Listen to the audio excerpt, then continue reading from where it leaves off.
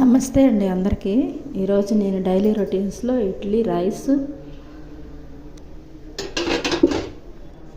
బెండకాయ పులుసు చేసుకుంటున్నానండి.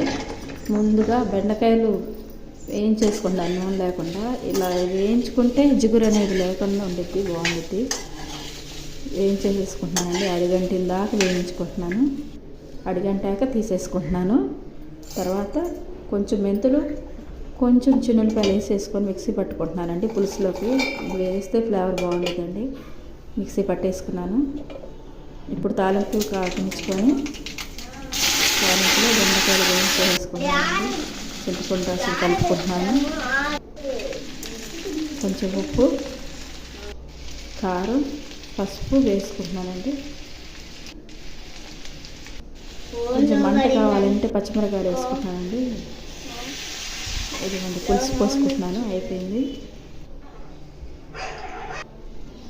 దానిలో ఇందాక మిక్సీ చేసుకున్న వేసేసానండి. ఈ మిక్సీ వేస్తే ఫ్లేవర్ బాగుంటుందండి.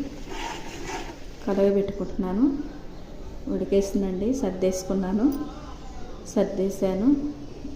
గిన్నెలు కూడా తోమేసాను, నీట్గా పెట్టుకున్నాను. Thank you.